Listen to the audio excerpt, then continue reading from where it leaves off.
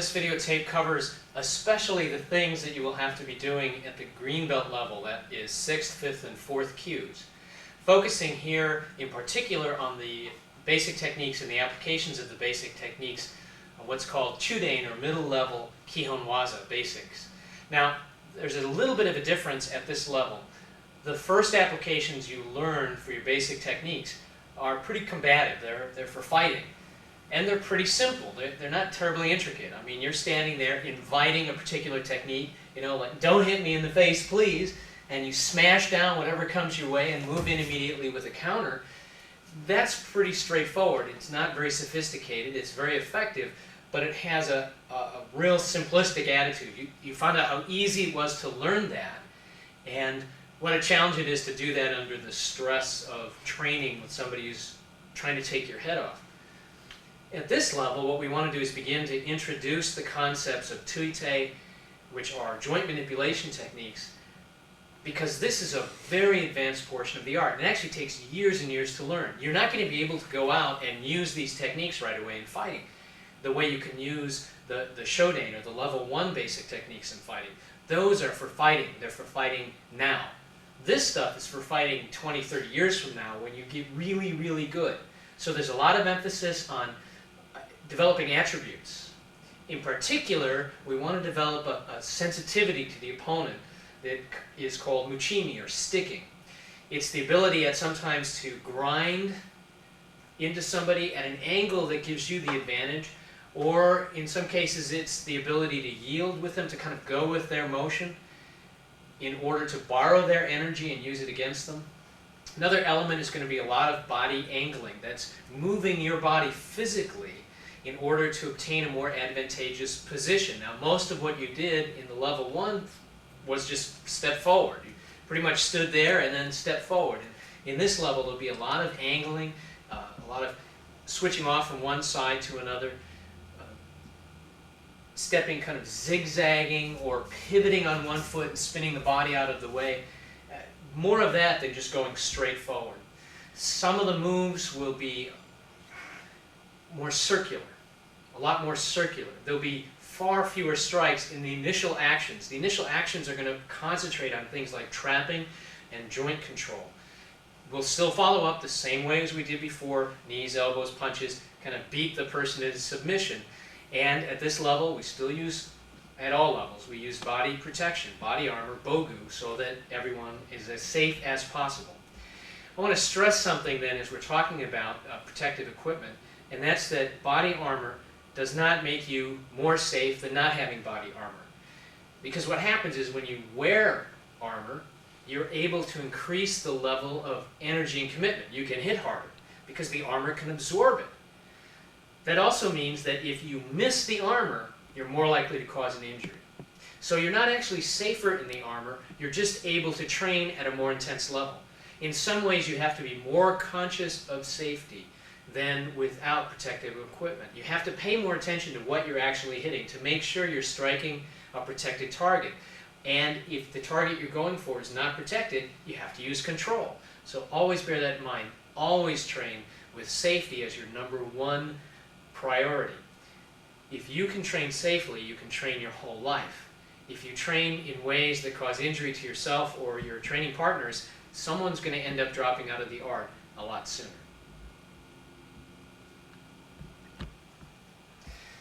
The first technique that we want to apply is Uezuki, or step punch.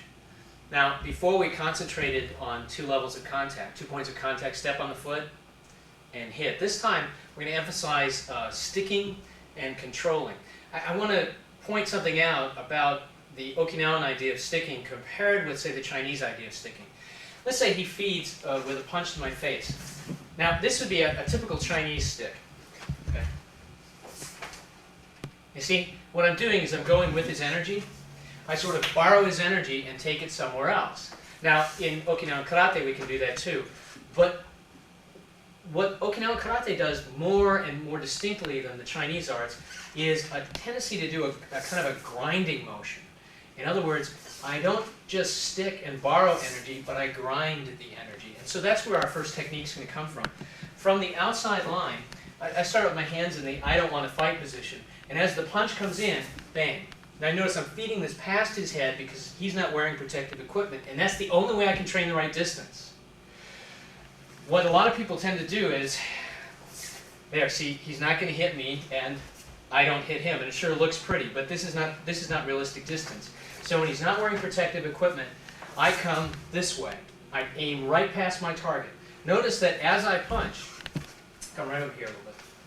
You're going to see how his arm deflects off the angle. Boom. See that deflection? That's what the grinding does. So the very first application is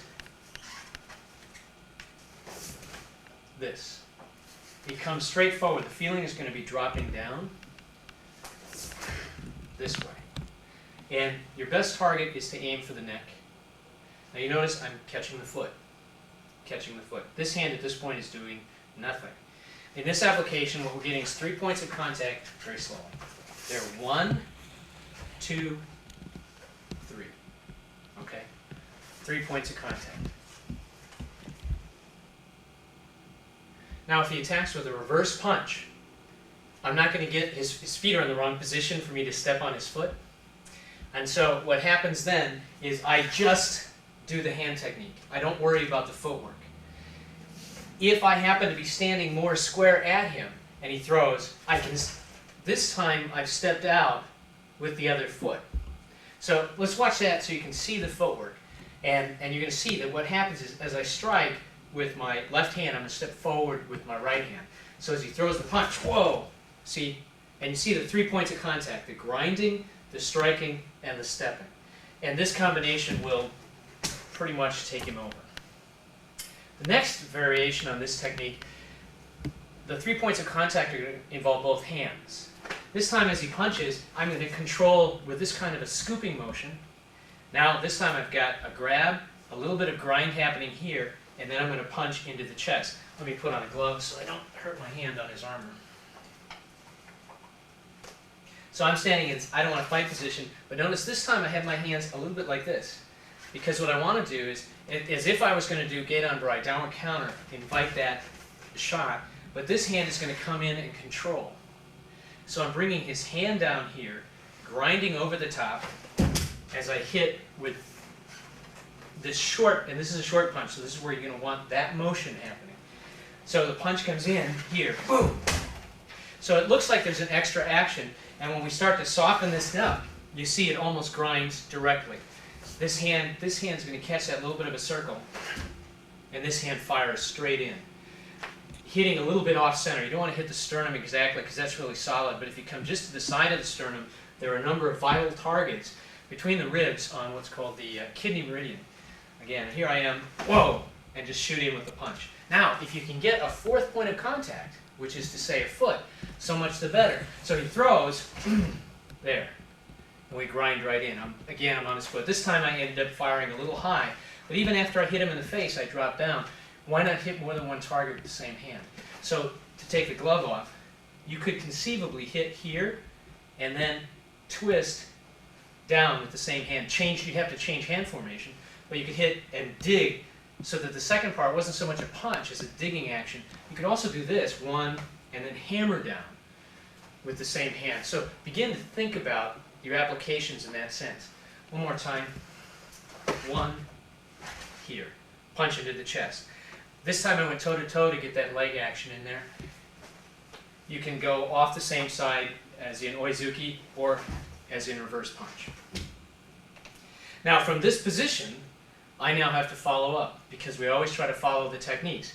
One of the things I'm not going to do is let go. The temptation is go, oh, and just start pounding. I'm not going to let go. I'm going to hold on to him. And because of the relative positioning that we're in, what I'm going to do is I'm going to use my back leg. This is a good thing to do. I'm going to kick him in this leg, but I'm not thinking of kicking. I'm going to hit with my shin this way. And this allows me to take him right down because I was holding on to his arm. Now, that just happens to be where I was. You don't get excited about that, like that's the technique. The technique is this motion here, bam. What you do after that is just going to depend on angle. So he throws that, boom, oh, I got the other leg forward. This time I'm not going to be able to do that same move. because my weight is on this forward leg. So this time, let me use a rear leg knee strike here, bang, this way. Now I went into the same control on the elbow, but I used a stepping motion. This actually looks like moves out of, it looks a little bit like I'm doing a Hanshi Shodan at that point.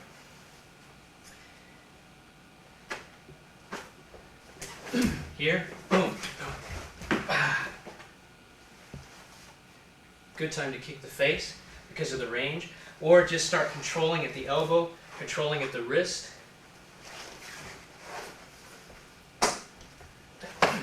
Here, hit, that's for the head. Now, watch this. See where my elbow is?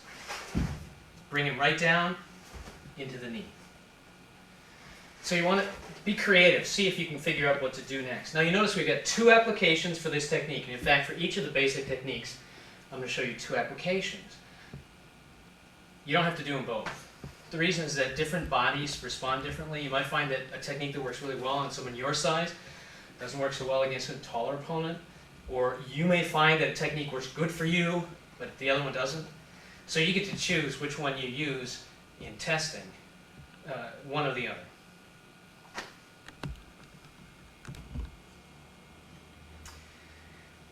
Straight punch. Now the next technique is ageuke, or rising punch. Now typically when we perform it, we just follow this natural angle, which is to say 45 degrees. But at this level, there are 2 applications I'm going to show you, and they both involve a change of this angle. Either the angle is going to become slightly more extreme and move a little bit to the outside of my body, or it's going to become more narrow, and my elbow is going to pull in. It's essentially the same concept that we just used. My opponent is coming in with a punching attack, and as he strikes in, what I do is I take my elbow, I'm going to work outside line. Instead of firing and grinding with this downward feeling, I'm going to move a little closer, and I'm going to twist this way. As he punches, I twist and strike up. So from the front, this move looks here. Twist and strike up. This is actually very similar to a move from a Chinese style called Xingyi, a move where the hand kind of corkscrews up into the opponent. So I'm standing here, he throws that attack to my face, boom, you see that? It turns him, it twists him, and I get to hit up into his face. Feed a reverse punch this time. Boom. See? Twist in. Now this range is a little farther than I want to be. So, and part of that is that his punch was committed to where my face wasn't. If I was wearing protective equipment, he'd feel comfortable trying to take my head off. I'll go for about here. Bam! See? Now, again, I got a little bit of different angle here, but still, his energy's gone this way. I'm striking his head right on the temple, and my elbow is in protecting my body. Now, I'm not using this hand at all, so I'm free to follow up with a punch, maybe a kick, and then to go, if I wanted, to some kind of joint technique, or I can be more serious and follow up with, say, a stomp to the back of the head. Okay. Again, same move. See the strike here?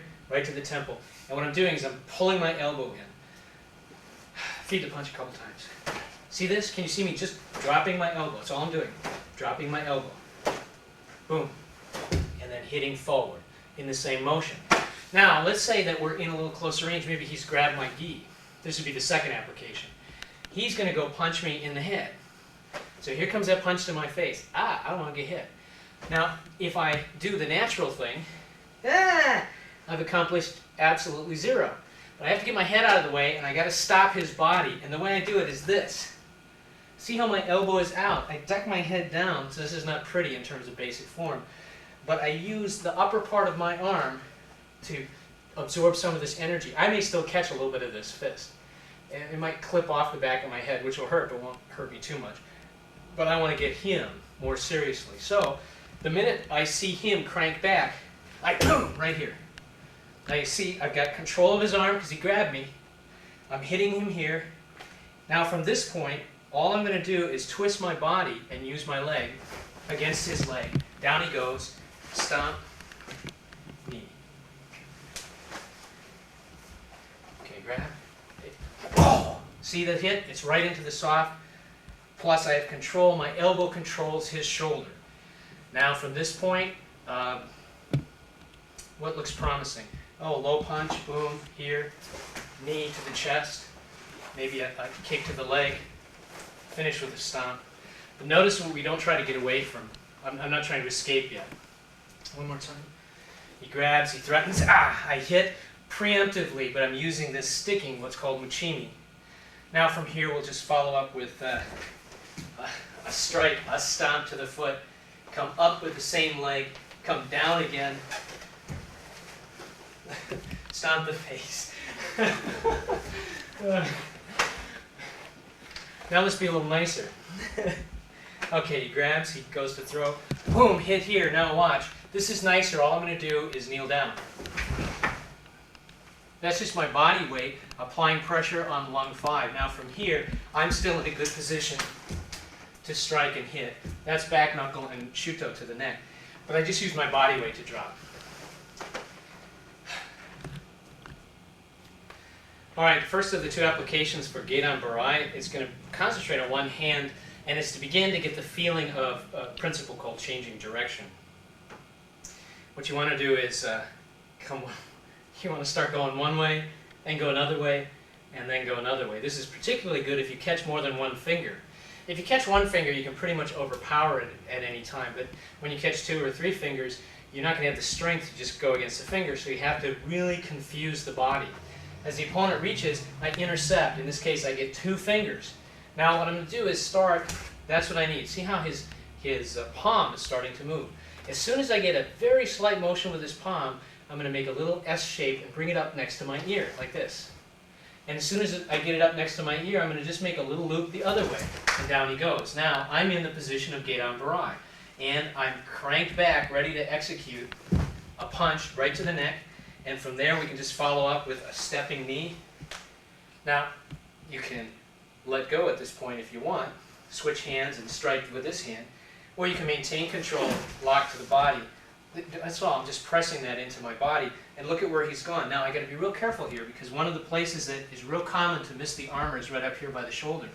So whereas in real life, I might just sort of shoot right for the spleen meridian right here inside the armpit or possibly gallbladder, I'm going to be a little more careful, go carefully into the armor. And I should mention that you don't want to go full out because this is a side of the armor. When you hit the armor dead center in the strongest part, the force is distributed nicely. When you catch it over here, it deforms a little and you catch the edge of the armor in your rib cage. That's real painful. So just a little shot to show that we're nice. And then from here we can keep hitting things, I guess. From in front, the motion looks like this. When I catch, I make this motion. Like that. See, that just looks like, you're standing there and then you do this motion. See, Gedan Barai, downward counter. Catch, scoop, down. So he reaches, I catch, you see, and you can see how his body is flying all over the place during that process.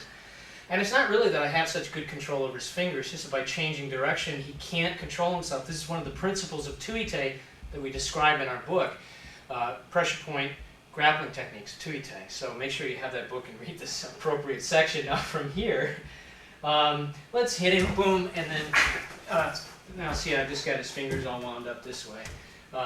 And we can put him on the floor if we want.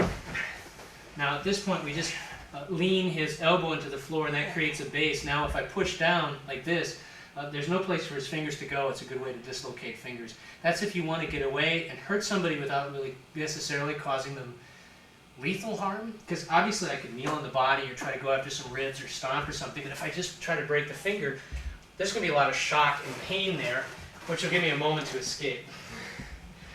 Now let's go on to the next technique because the fingers can't take too much more than The next technique is going to really work on body angling. We're going to use the technique called hand pass to get us into it. We're going to start with a hand pass to set it up. He comes in, oh, punch is good. And this motion here, the hand pass, that's where I catch his hand like this. How to catch a punch, Kyushojitsu, it's one of the appendices. Now, once I've got his arm like this, I'm going to tap the triple warmer point above the elbow, and I use the bony part of my wrist with a motion that goes sort of like this. In fact, you're going to see, bang. Now you can see that I'm in the position of downward counter. That's what I'm going for. At the same time, my body angling here, you see how I'm turning, I'm pivoting on this lead foot. I pivot down like this to get on the outside line. Now what this gives me is excellent control over his arm. Not a real good line of sight onto his head suit. So when it comes time for me to follow up, I'm going to just control at his gi. I'm going to have to let go of his arm to hit him because I have to use this hand. I'm going to punch maybe under his ear. At the same time, I'm going to put a little bend into my lead leg, which is up against his leg. Punch. Now from here I can control his head, and let's bring a knee shot in, boom. A second one for good measure. Drop an elbow on the back of the head. Feet or reverse punch this time. Works the same despite his footwork. That changes what I do next, but doesn't necessarily change what I do initially. He throws the punch, I catch it here, I'm going to just spin, pivot, bang, down he goes. Now this time I'm in a better position to go after here, maybe 1, 2. Now, nearest target, always take the nearest target, which is his ankle or his inner thigh, before worrying about a farther away target like his face. And you notice when I kicked him in the face, I used my shin. People get really uptight about trying to hit with their foot. And the truth is, hitting with the foot is just fine, but it usually hurts your foot. So if you can hit with the shin, go ahead. There's a pretty big difference between the distance I need to hit with a knee, bam, and the distance to hit with a foot. And if you're between here, that's knee shot, and here, foot shot, right in between, this is really awkward. This is too reached out. That's when you use your shin. So don't worry about it, just use whatever's there. Always go for what's closest. One more time. Pass it, hit it, boom, take it down, knee here. Now I got his foot pinned over here so he can't escape. And this is a good time just to take him the other way and punch to finish. Okay, next. Now the next technique is what's called Chudanuke or middle counter. 2 applications. Here's the first one. It's similar actually to the application of Agizuki. So let me first reference it off of there. Real slow, feet a punch, nice straight punch, do it from your shoulder up here, boom. Okay, so this punch comes shooting in at my nose. I drop my elbow and strike in. That's using my outside hand. Now what we're going to do is that same principle, we're going to use the other hand. So as the punch comes in, I hit it. I'm going to do a little bit of sideways body English. Then I'm going to come in with this hand, and my object is to smash his arm and his face together. Boom, like that. Okay? So he punches. 1, 2. Now you notice my footwork has 2 pieces to it. As he punches, I step. That's actually, you want to call anything defense. That's the defense. Then I penetrate. So it's don't get hit, then move in. He punches. Oh! See, that's it. And by the way, a real good way to train it is to put on the headgear and have your partner try to hit you in the head. And that'll really motivate you to move. But I don't have headgear on right now, and I don't need that much motivation. So I'm standing, again, I'll use that, I don't want to fight position, but this time I'm going to keep one hand a little bit lower. Boom, here. Now that's the initial motion. Gets me out of the way, gets that hand down. Now what I want to do is make sure, what if he starts to pull his hand back? See, I want to trap it. So I trap here, bang, hit, and go right for the face. This is that feeling of sticking that's characteristic of the Okinawan style. Smashing. Muchimi is smashing. This is almost like trapping with one hand. You notice also I've got contact with the foot. Let's say he has the other leg forward. This time I'm going to use a different kind of foot control. So he feeds the same punch, this side, punch off this side. 1, 2 here. Now look this time. I'm not on his foot, I'm next to his foot. So my foot's on one side, my knee's on the other side. At this point, forgetting my hands completely, if all I do is hit my front stance, down he goes, giving me his back as an open target. So I combine that with, and by the way, this is another principle of Tuite, which is redundancy. What you do is you try to create several elements in the technique that do the exact same thing. That way, if one of them messes up, the rest still work. So he punches here, punch, boom, hit, strike. Now I've got something to grab onto, his hair, good ponytail, maybe his collar. Strike. Now I'm not going to go, the temptation is to maybe try to come up here for the head. But if I want to hit him next, a low shot, bam, right into the kidney, sets up the shot to the side of the neck beautifully. Okay. One more, just for good measure. One, boom, hit. Now we follow up with, now my angle's a little different here this time. So what I'm going to do is just grab and control, just a little sweep, only enough to get him moving down, but now he's totally exposed. So from here we can follow up back of the head with an open palm, grab, knee strike, better do 2 of those for good measure, and then finish off with a shot to the neck. Stomach 9 if you're studying the points at this time. Next technique. So it starts out with, let's say he grabs me with both hands. No matter how hard he tries, don't let me move. He can't prevent me from bending my elbow. And the reason is that even if he can physically keep my arm from moving in space, I can still move my shoulder. That means I can always bend my elbow. If then, what I do is I drop my elbow and pivot right around. What I'm doing is I'm pivoting. My pivot point is directly between his hands. I pivot between his hands. Now he's all under control. Now here's what I'm going to do. It's really kind of neat. I get in nice and close. I actually lay his hands on his chest, and I'm going to make a little motion, kind of a little circle, a little loop. I go up and down. And you see what happens to him? He starts to fall over. Can you come over here? Just so if he falls, you can catch him.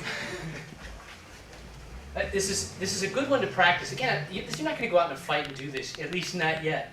But you're beginning to develop body sensitivity to your opponent's body. He grabs, I turn up, and there he is. I'm on his foot so he can't escape, and I'm using this little up-down motion. If I reach out too much, now I don't have this good control. The only reason he's falling over is because I'm on his foot, which is the redundancy factor. When I come in here, I want to come up, and almost as soon as his body starts to yield away, down. You see, his balance is completely destroyed and he's falling. Now let's say he has the other leg forward. He's grabbed me the same way. I come up here. Notice I've stepped in with the wrong foot. What I'm going to do is the same thing, penetrate, and you see, I'm on both of his feet. I'm actually stepping on both of his feet, which is practice for what you want to do. You want to begin to learn to control both of your opponent's feet. So you have to have somebody to do the catching. Step in, trap, up, down. Now, what happens if he pulls me down with him? He falls, he doesn't let go. What I don't do is fight him. He pulls me down, that's fine. I'm just going to come down with him and start landing on top of him. That's a shot to the knee and attacking. I don't mind going down to the ground. I'm not a ground fighter in particular. I'm not a grappler.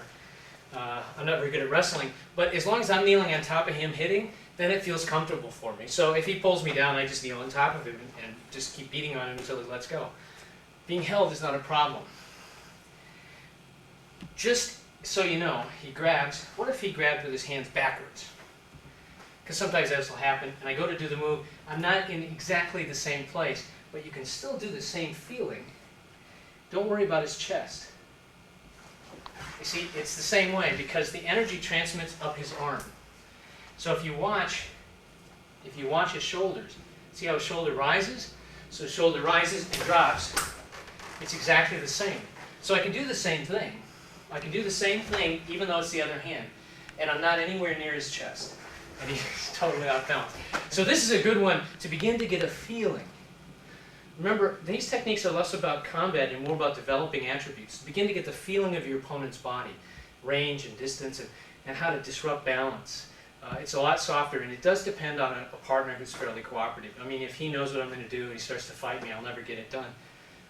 That defeats the purpose of the training. The purpose of the training is to enable me to learn how somebody's body feels so that at a much later level in my training, 20, 30 years down the line, I can use more sophisticated techniques that can control my opponent without necessarily causing injury. Okay, there's a couple things in this technique. One is, in fact, you've already seen this. Sometimes before I do the basic technique, which in this case is agayuke, I will do something else to get me there. And this is one of those cases. What I'm going to do is use a circle. You can always find your own hand. And so that's the premise that we're going to work on. Let's say he's reaching for me. No matter what I do, as he reaches, I can find my own hand. I can always find my own hand. So if I go backwards, until I find my own hand. You can always find your own hand. You can do this in the dark. So when he reaches for me, I bring it to my own hand. This is really simple. Now once I've got his hand, I take 2 of his fingers. Now generally speaking, if you grab somebody by 2 fingers and I start to put pressure on, not much happens. If I take one finger, then I get a reaction. Two fingers can take it. It has as much to do with the brain as it does with the finger's ability to resist. But if instead of going down, I go up, you see, right away his body reacts. So that's the principle we're working from. I have two fingers, so I have to go up. I did the same thing with Gedan Barai. What I did there was I took two fingers for safety's sake, and I went up, and then I went down. Here, I'm just going to go up. As he reaches, I pass it with a circular motion, catch it. My thumb went between two of his fingers, and then I just... Now, I was always taught when I did the rising counter move, one of the things that was stressed was the rotation of the arm. Now, most of the time I apply it just as a forearm smash. And you've seen that in level 1. But if you emphasize this twisting motion, you see what this does. He's up on his toes, his arm is totally locked out, and he's completely exposed right in here in the soft targets. So what that does is that sets up my counter. So, with gloves so I can actually hit. I deflect outside, then in. Catch. Now, I don't just pass it. I'm actually holding on to him until I've got the finger secured. Lift up, twist. Now I'm in a good position. I'm not worried about how long I can hold this. I only need it long enough to counter, boom, hit, kick the leg, knee the chest. All right, so this is not a place where you're going to stand and hold somebody like this. It's a temporary motion. This is really effective with a taller opponent. It's actually harder to do on somebody your size. Guy reaches again. He reaches. I pass it over, take him up. Whoop, I lost. I still got enough pressure, but I didn't quite get the angle I want. There we go. Then follow up, bam, here, boom. Now we got good control of his fingers. And we're in a good position to do whatever. I can stomp his head here, or turn around and stomp down on his leg. Or from here, come in low with a knee shot. Or from here, just start punching, which a lot of people would be tempted to do. But be careful not to smash your hand against the back of his head. All right, the next technique, let's switch punches here.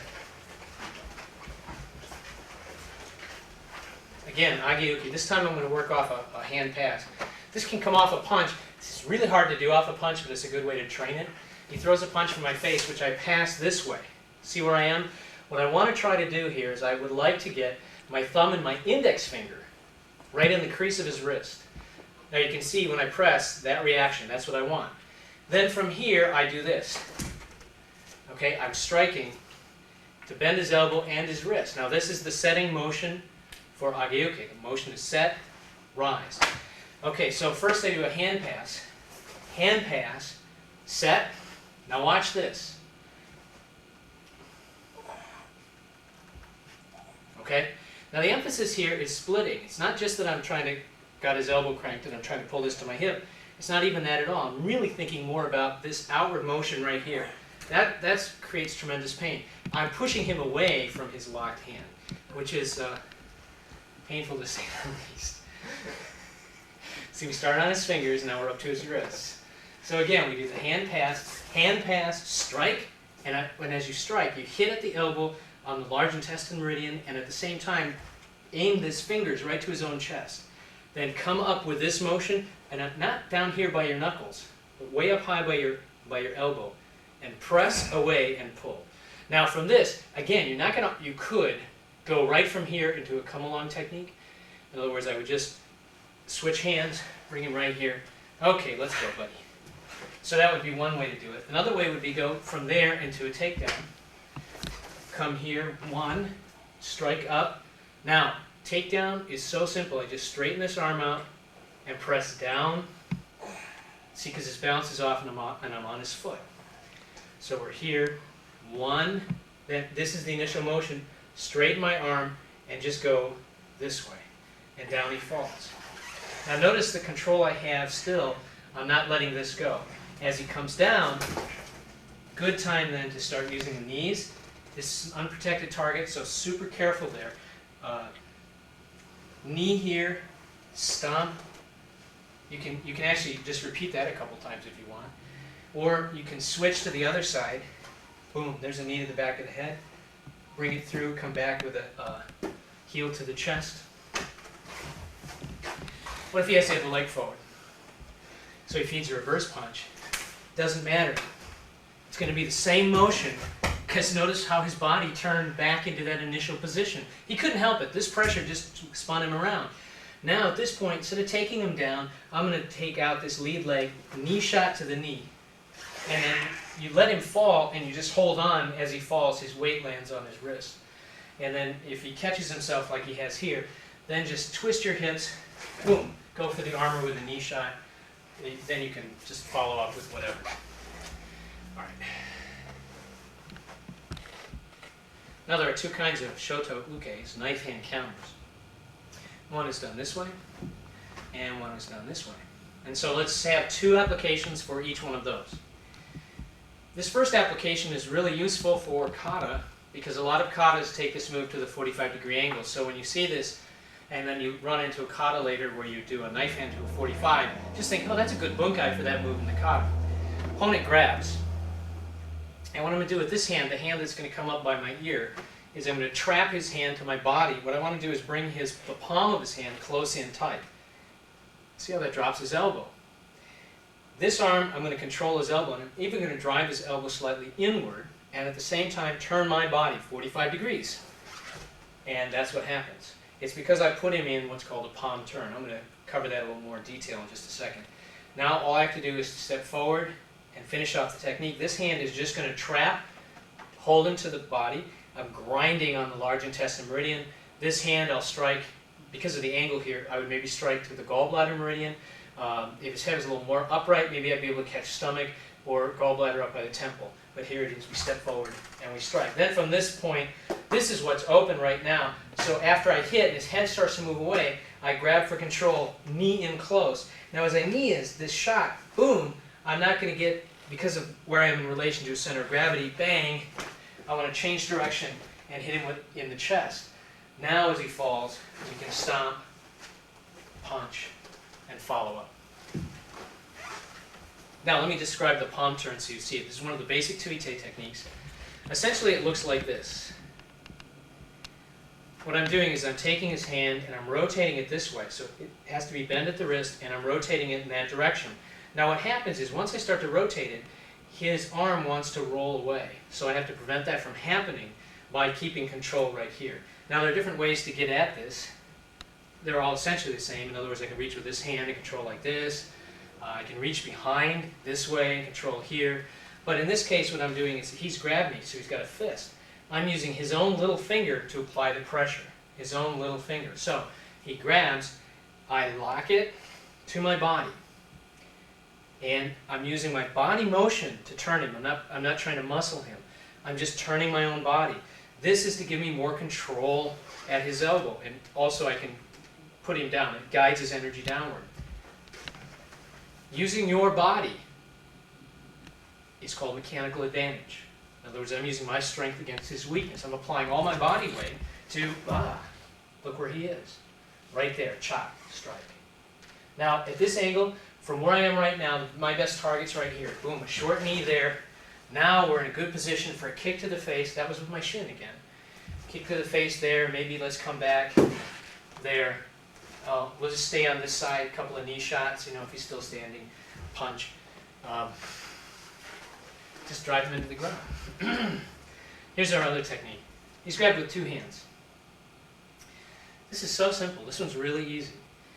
Let me do it to this side. So I'm going to set like this. Watch. I bring one hand up to my ear, and my other hand I push straight forward. Okay? So I go like this. See, that's the same position.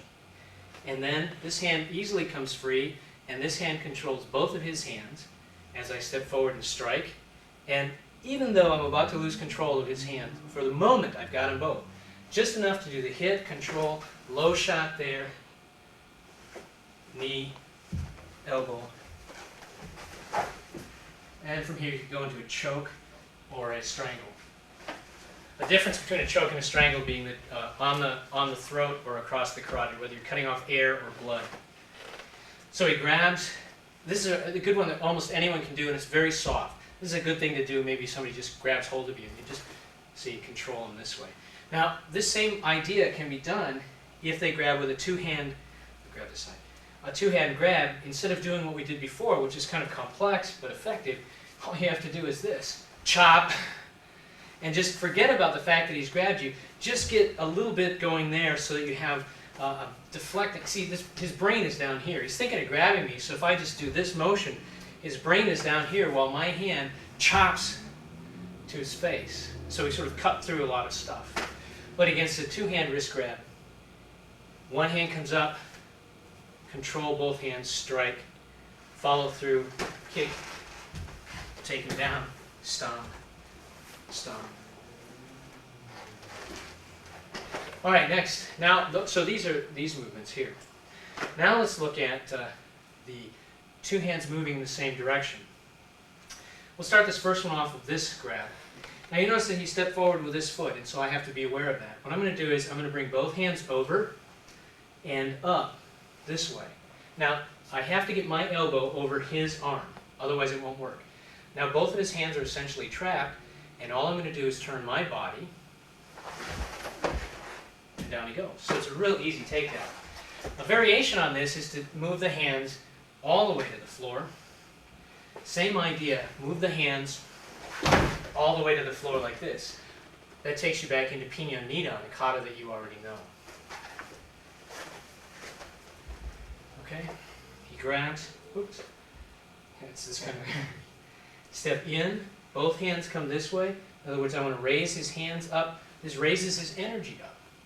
His brain goes up here. My elbow has to get over his arm or it doesn't work as well. I bring my elbow down. So this is not even the hand to chop, it's the elbow.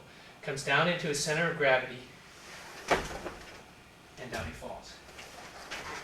Okay? This is more, by the way, like the te technique. The original Okinawan art called te is more of these kinds of soft circling movements. Now, could you do this off of something that was not a grab? What if he was just pushing? He goes to push, I can use that same feeling. You see, that's the same move. You see that? And you notice also the slight similarity to this action before. It's a little bit of up and a little bit of down. So he reaches pushing, one here. There's my shuto, my knife hand technique. Only it's not my hand at all. It's my elbow that's doing the work. Here's the next one. This time I'm going to invite the punch with this hand. I have my hands up in the I don't want to fight position. He throws the punch, comes in, I get my butt out of the way, my face out of the way, so the punch clears, and I just do that. Now all I want to do is a little bit of wrenching on the shoulder. This one has to be done carefully and slowly. Or at least he can punch fast, but I really have to control my motion. He throws the punch, boom. See, that's both hands going this way. I catch, I am not trying to break the elbow, I just want to get a little wrench of the elbow, just that little bit of motion. Then this hand is just going to trap and control. This hand strikes the head. Then we might as well grab onto something. Watch my left knee. I'm going to drop stance. That was a horse stance in the back of his leg, took him down with a little extra help from over here. Now my best target's right here or here. So I can be nice, go into elbow control, or I can be mean, come in with a knee, come in with a punch, and I haven't let go of his hair because that allows me to take him down and finish him off. Okay, again, he goes to punch. Please don't punch me! Bam! Elbow wrench. Control and strike. Now from here, I grab the gi because of the angle we're at, and I stomp straight down, drive his knee into the floor, which you have to do real carefully. Now, what's my closest target? It just happens to be his ankle. There's pressure points all over the body, so instead of worrying about trying to get maybe to his head or his body, I just stomp his ankle. Bam! Then, after I've done that technique, then we can worry about some of these other great targets. Maybe let go, punch him in the neck, maybe follow with a low knee shot. Okay.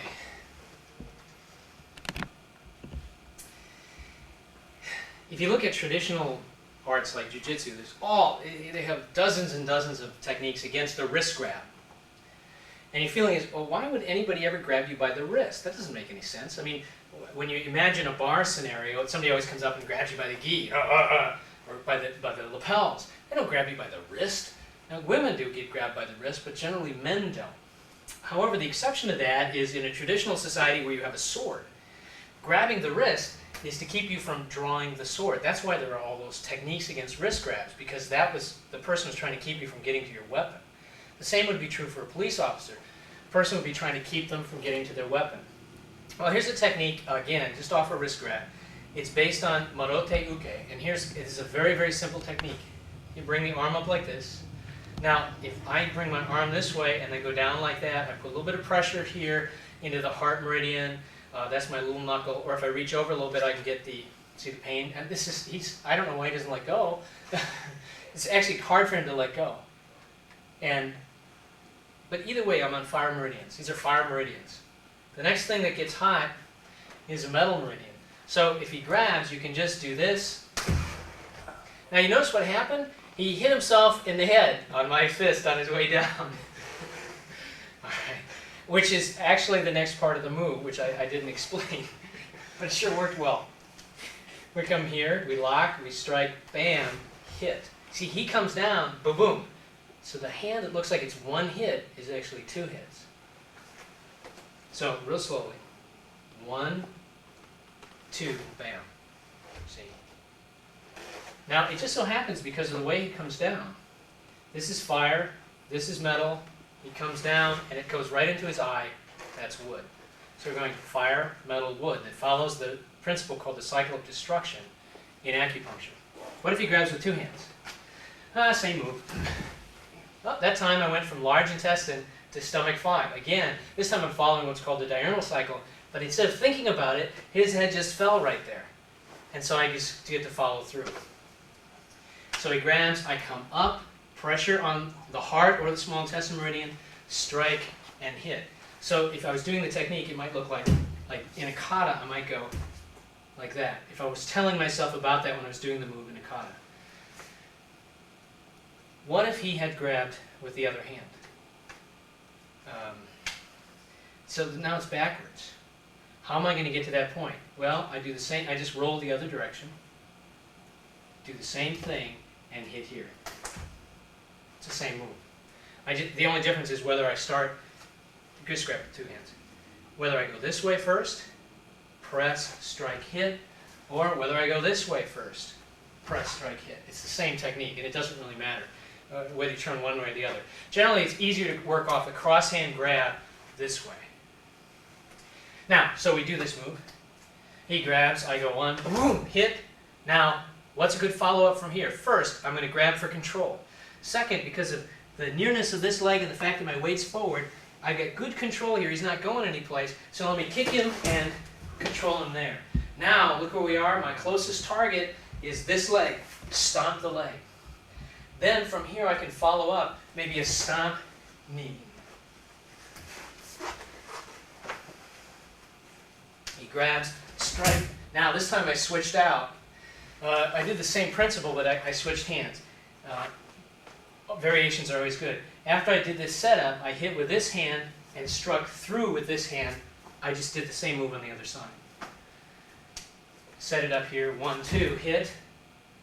Now from this position, I'm going to wiggle my lead knee.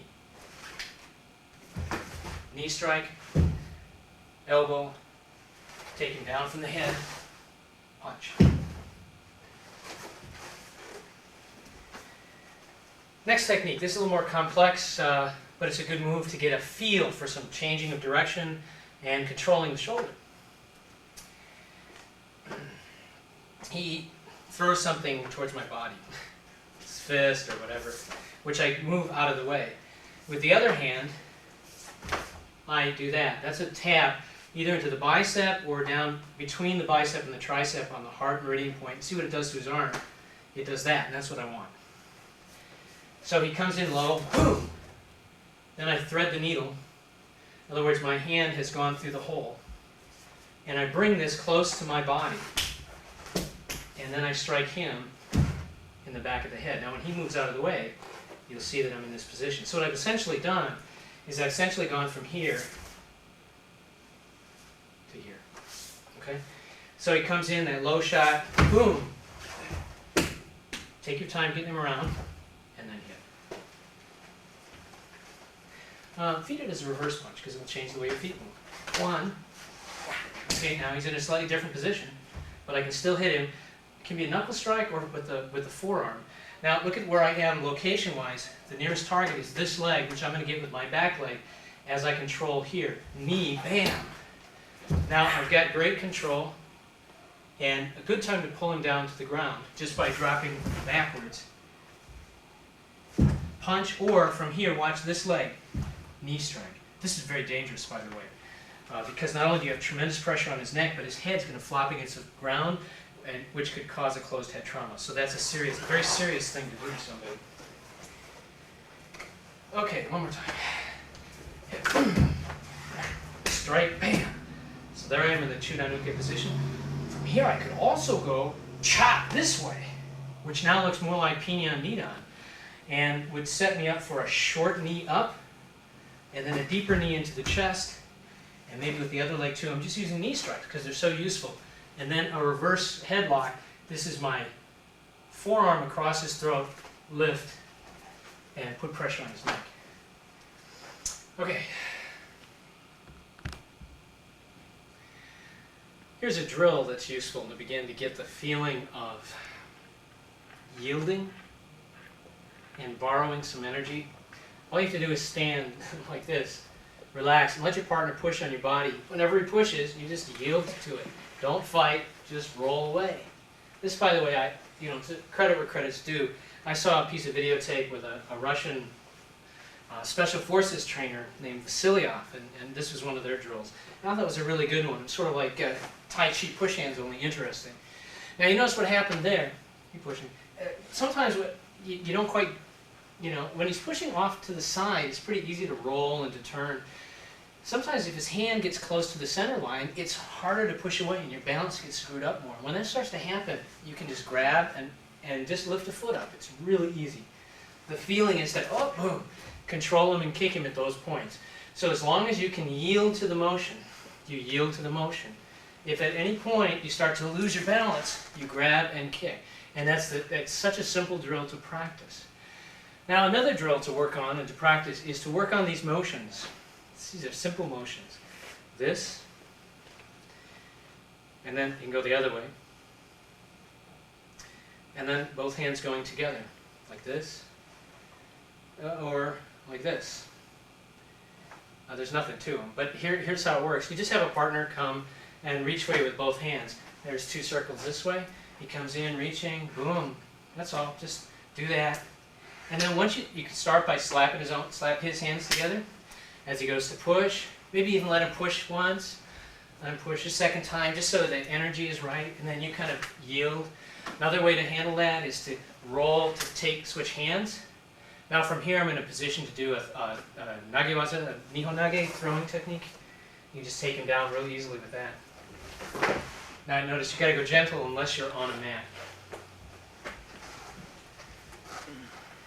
Now, what if I put a couple of these together?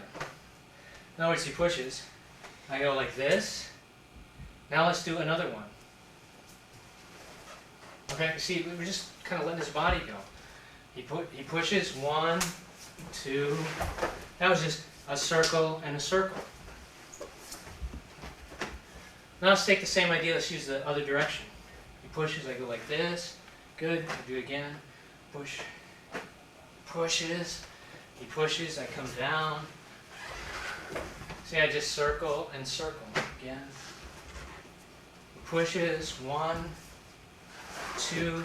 See, you kind of let your arms make these big old circle movements. He pushes, circle, let's change directions. See, we got control to take him down. He pushes, circle, circle. Pressure against the head. Now, he's not fighting me, and that's the point. He's not supposed to. I can't learn anything if he fights me. He might even come in with a big sweeping old motion like he's got a stick or something. And I go circle. Now see how the control I've got up here on his arm. And then we take his head and just spiral him down. He's not fighting because what I'm trying to do is I'm trying to learn the feel of his body. I'm trying to learn the feel of his body. He comes at me, push it, push here. See? Now, could he resist this? Of course he could. This is easy to resist. And it's not about resistance, it's about me learning the feel of his body motion. That's all. I'm just trying to learn the feel of his body.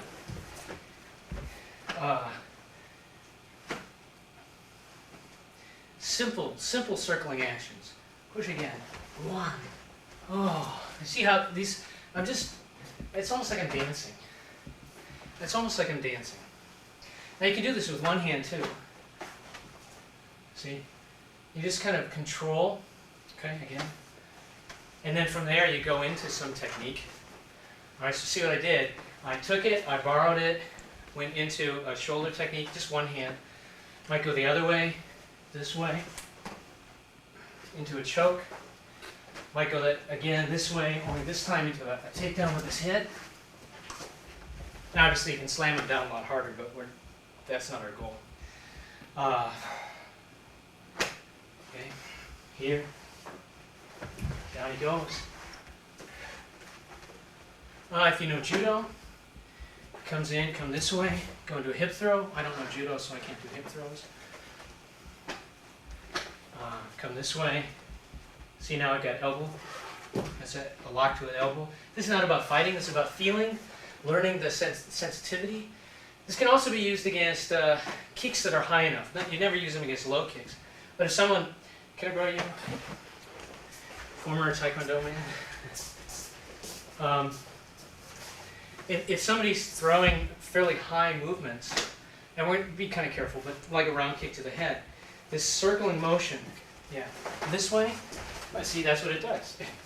It takes him down. Now, if it was, say, a high front kick, whoa, this way, you just kind of fan it out of the way. You just use 2 hands to kind of fan it out of the way.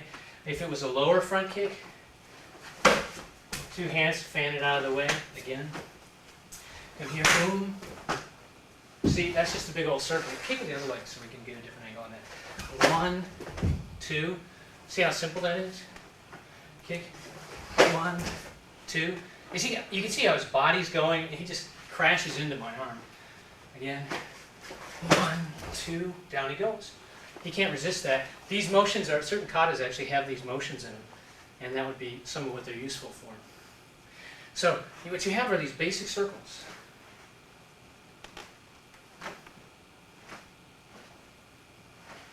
And it doesn't look like much, but if you understand it from the perspective of moving your body, that the circles are just kind of a reference point. And what you're really doing, push at me, is you're getting your body into an advantageous position. See, I'm not actually just standing here going circle, circle. It's about movement. It's about, notice how I'm angling off to the side here, getting real close to him, so that when I do the next action, I'm just going to put a little bit of that loop in there. Down he goes. That was just, one of those. It's to learn relationships. To learn relationships. Pushes, what? Yeah. You just come up high, boom. See the control I have? And I'm not really trying very hard. And he's not resisting.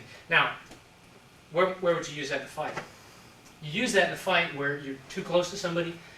Maybe they're putting their arm around you, and doing this kind of thing. And you're in, oh my goodness. Now what do I do? Well, I'll just use a circle. And down he goes. He's really helpless. And then from here you can follow up. Because he's actually leaning on my leg, he has no place to go if I decide to drop an elbow on him, or with this one, or elbow into the face, or watch this leg and this leg. Boom, just with a shift of stance to take his legs out from under him. So these are movements to work on and a feeling to work towards. All right, the applications that you've seen, those applications are throughout the green belt levels, throughout the 6th, 5th, and 4th kyu. This kata, Pinyan Nidan, is the kata you need for 6th kyu. This kata was developed by Bushi Matsumura, a very famous martial artist. Bushi Matsumura, he based it on the teachings of his Chinese teacher, Chanan. Apparently there were 2 katas by Chanan that Bushi Matsumura brought together to form this single kata, which we know as Pinyan Shodan, Pinyan number 1. It was called Pinyan Shodan out of deference to its source, Bushi Matsumura, when the other Pinyan katas were developed primarily by Matsumura's student, Itosu, Uncle Itosu.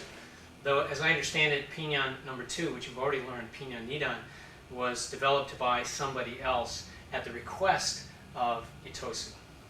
So here's Pinyan Shodan.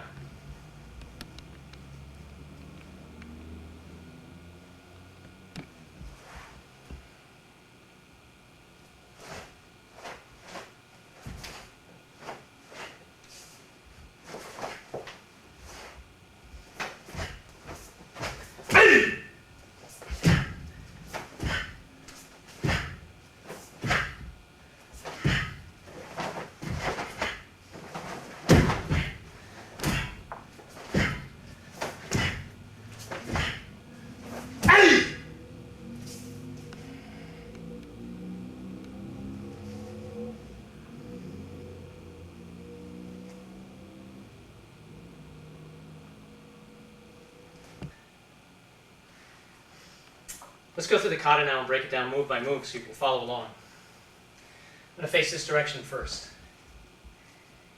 After the bow, stand over in the first technique, which you learned in Pinyan Nidan. We're going to turn into a cat stance towards the left side, bring the arms up. Here's what it looks like from the front angle, like this. So this hand could be a little higher, a little lower. It kind of depends on you, and it's not so important. A few styles turn it palm in, but we generally keep it palm sideways, this way. Be careful of doing this,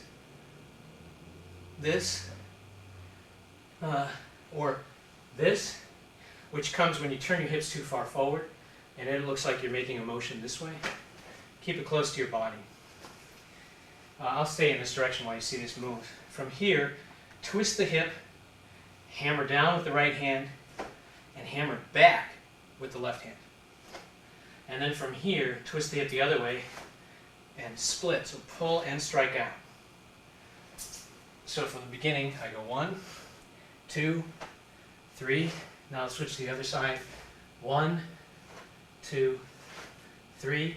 Front foot comes back. I stand up, stack my hands, add my hip, look to the right, stomp kick out. At the same time, strike with my right hand, recover the kick, and one of the two styles of Shuto-uke in a cat stance. Now I'm going to step forward and do the other kind of Shuto-uke. 1, front stance, and then 2. Then I'm going to follow with a nukite, spear hand strike. With my right hand, my left hand is touching, depends on there are variations on this. Generally speaking, I put my fingertips right under my elbow, but there's other versions where you point your fingers inside your arm. That's also acceptable. A lot of it just depends on which bunkai you're doing. Turn 45 degrees to the rear and perform Shuto-uke, and then follow that same line, Shuto-uke. Now go to the other 45 degrees, Shuto-uke, and another one. Now I'm going to turn into a front stance back towards the starting place. With my right hand, I'm going to do Chudan-uke. That is to say, I've got my left foot forward and my right hand forward. Front kick with the back leg, set down, reverse punch, then left hand Chudan-uke, front kick, reverse punch, right hand Chudan-uke. Now go 45 degrees into Morote-uke. 45 degrees into Morote-uke. Then from here, you're just going to pivot in place, go to the 45 degree behind you, Gedan-barai, step to that 45 degree, do Agi-uke, go to this 45 degree, Gedan-barai, then Agi-uke, and then step back, recover, crossing the hands, feet together, and you're done.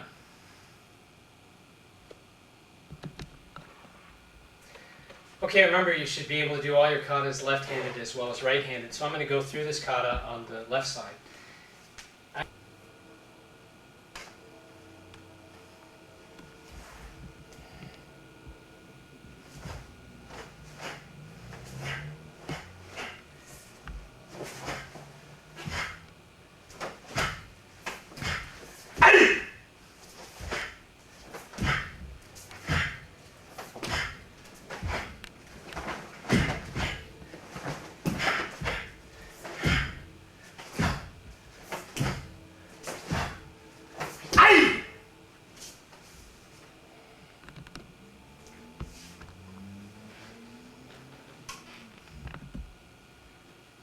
All right, we're going to talk about the bunkai now.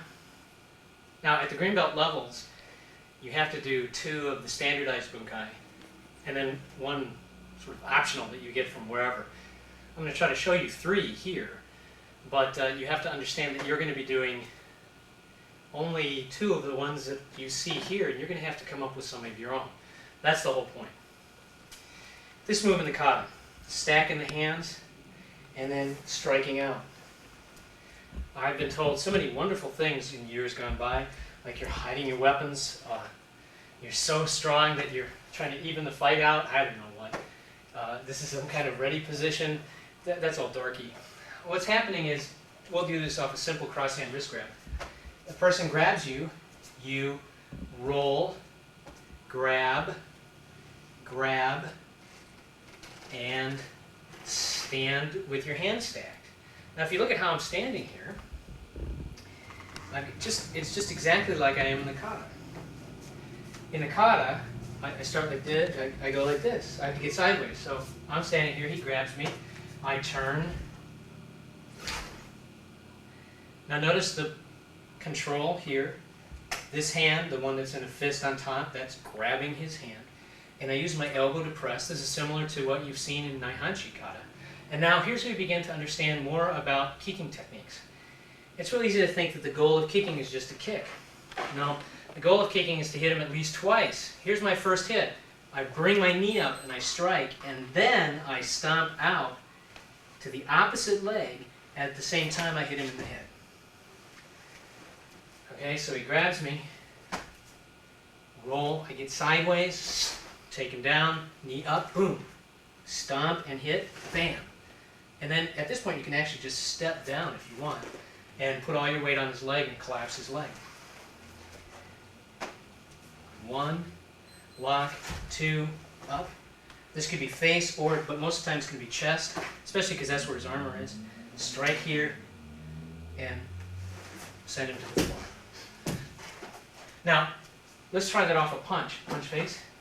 Same idea. Do the catch here. Boom. Take him down this way. Now, I'm not quite in that beautiful posture I was before, but I'm still set up perfectly to come up with the knee and stomp the leg. And stomp through it at the same time to hit him in the head.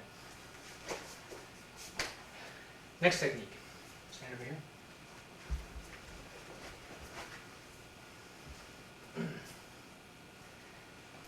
It's this motion here. Shuto, then thrust. Now this is one of those places where people get the wrong idea. They keep seeing a move like this and they think poke, poke, poke, because you look at the end of the technique. You have to look at the middle of the technique. So let's say he grabs me. He might be threatening with this hand. What I'm going to do is I have to chop first. Okay, so I'm going to set my hands up. Notice where he went. He went down. Then I chop with a hit. Now I'm going to step forward into him. Now see, I've got his foot pin. I step forward into him, and as I step forward into him, I just, with a little wrench of the head. That's all. I'm not trying to break his neck. I'm just trying to kind of whip his head around because it's uncomfortable, to say the least.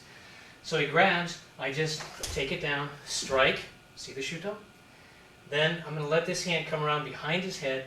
This is not a spear finger strike, certainly could be.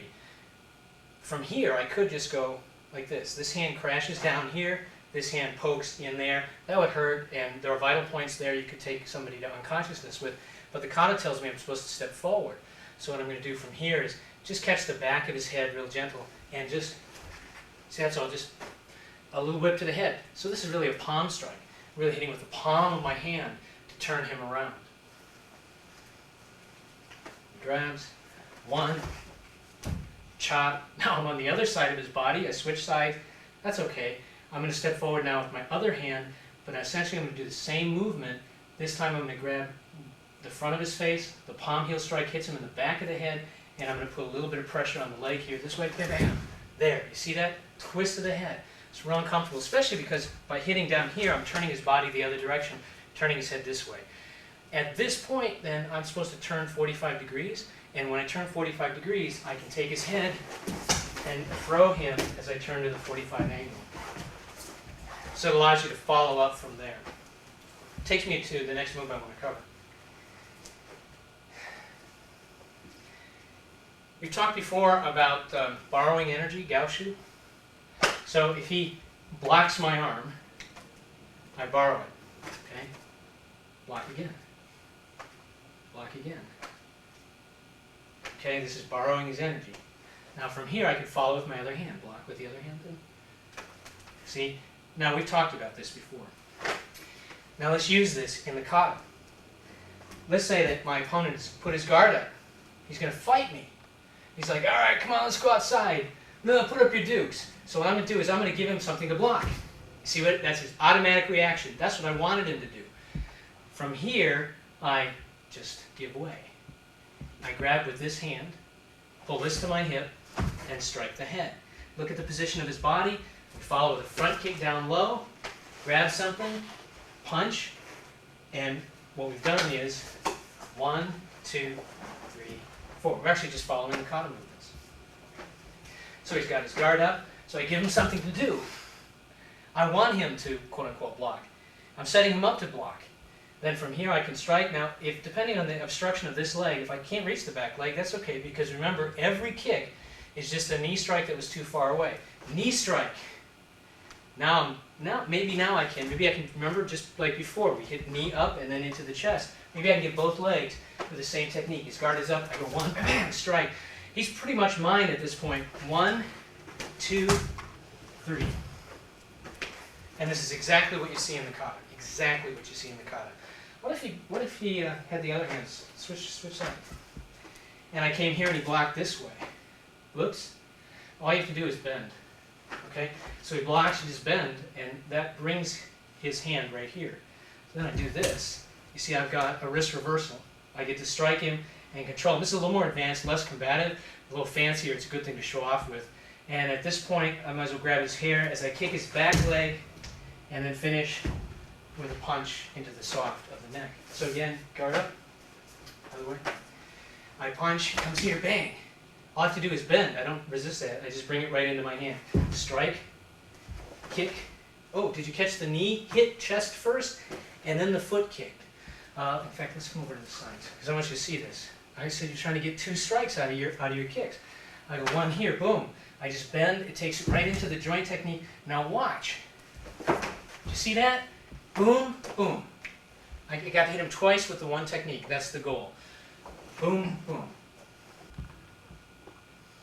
All right, I'm going to show you the kata one more time with some variations. You're going to see different kicking, some different choice of stances, and a different kind of energy. So you can experiment with these, and after your black belt, if you decide you like one and it fits your understanding of the movements and your interpretation, you're welcome to incorporate it into how you do the kata. Because it's less about whether or not you do the kata the way I do it, than it is about whether you do a kata that you understand.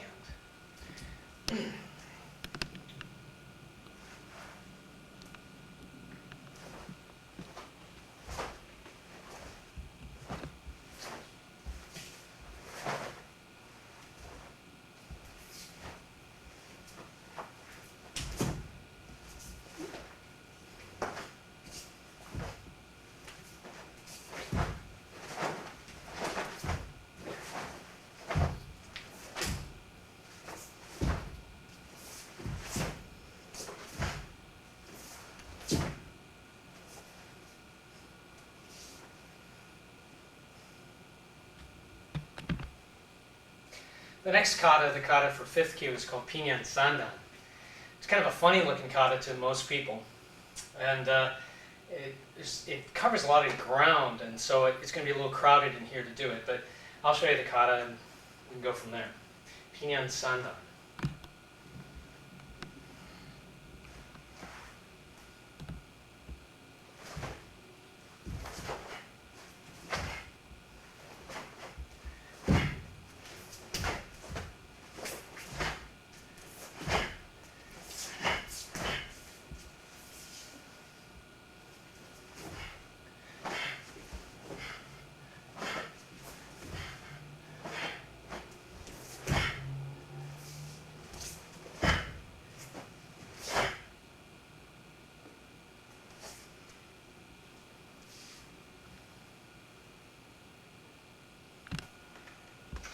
Okay, you can tell this is a hugely long kata distance-wise, so we'll do it one more time here, give you a different angle on it, and make sure to tell you where the kiais go, which I didn't do last time. I was going through kind of modestly paced.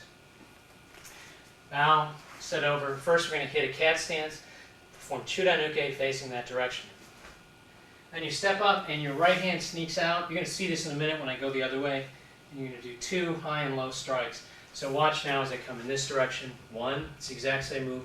The hand slips out and then I go strike up and down at the same time, strike up and down at the same time. Then move. Marote uke, using a front stance here. Step forward. Nukite, just like the end of Pinyan Shodan. And then from here I'm going to bring this hand up, and at the same time I'm going to twist my hip and drop. I'm sort of turning into a horse stance. Spin around 360 degrees, and again I'm going to maintain this kind of horse stance and do Gedan Barai, down counter, and then 3 straight punches. 1, 2, let me cheat step the next one, 3. Then I'm going to turn towards my left, and this is sometimes called the pulling up your pants maneuver. Bring my hands up to my hip. Some people will do that very dramatically, and other times you'll just see someone kind of just do this. Then I step forward, and this can be just a simple sliding step, or in some cases people put a little stomp into it. Forward with my elbow, back with my elbow, back knuckle strike. Then again, forward with my elbow, back with my elbow, back knuckle strike. Forward, back, strike. Then from here, I bring both hands, pull my elbows back, and turn my hands, which are kind of palm facing backwards, so the palm up. And I'm going to cheat step this, but it's a step forward, straight punch. Let me move more centered here. Step, punch. My back leg is going to come up in line, and I'm just standing in a natural stance. Then I step behind myself, turn into a horse, swing my hands this way, kind of a big circle. I'm going to touch my leg and then slide this way and reverse the movement over here. And stand up and finish off. Now I'm going to show you the kata on the left side. Every kata right-handed and left-handed. Pinyan Sanda.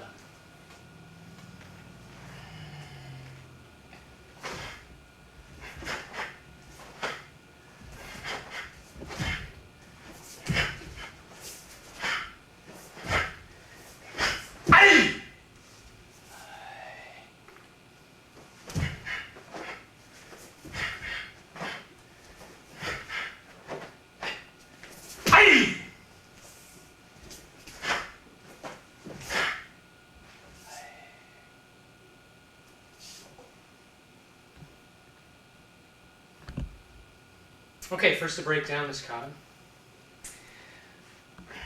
Sometimes kata movements are not what you do, or they are what you do, but they'll also tell you about what your opponent's doing to you. Here's an example. This opening movement represents him grabbing me. See, this is a grab. So he grabs me. Now, when a person grabs with the elbow down like this, it means he's going to pull me forward.